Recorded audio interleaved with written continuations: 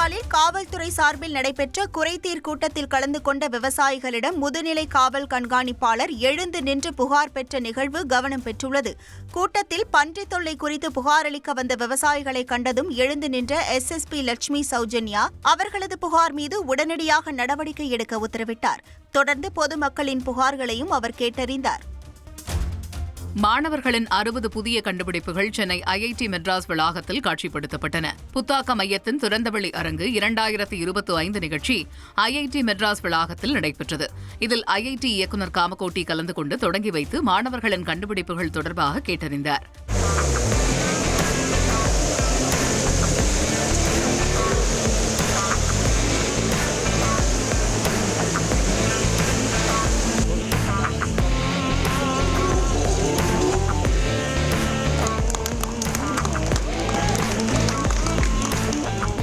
பின்னர் செய்தியாளர்களிடம் பேசிய காமகோட்டி, ஒவ்வொரு ஆண்டும் 100 புதிய கண்டுபிடிப்புகள் என்ற இலக்கில் இந்த ஆண்டு 40% எட்டியுள்ளதாக தெரிவித்தார். நிறைய ஸ்டார்ட் அப்ஸ் கிட்டத்தட்ட 40 ஸ்டார்ட் அப் வந்துடும் இந்த வருஷம். எங்களோட ஸ்டார்ட் அப் சதம், அதாவது 100 ஸ்டார்ட் அப் ஒரு வருஷத்துக்கும் அப்படிங்கிற ஒரு ட்ரீமில் ஒரு 40% இந்த வருஷம் நாங்கள் சாட்டிஸ்ஃபை பண்ணுவோம். இன்னும் 2-3 வருஷத்தில் ஒரு வருஷத்துக்கு 100 ஸ்டார்ட் அப், அதாவது எவ்ரி 3rd day ஒரு start up is born in IIT Madras அப்படிங்கிற ஒரு கோலை நாங்கள் அச்சீவ் பண்ணிடுவோம்.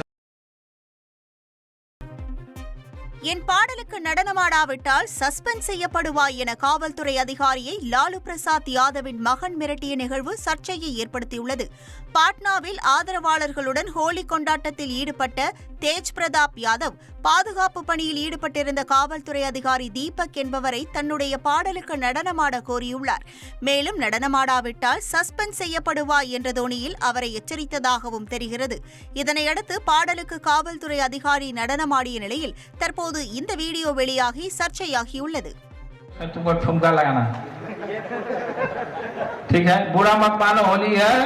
आज नहीं थुक्का लगाओगे तो सस्पेंड कर दिए जाओगे. बुरा मत मानो, होली है.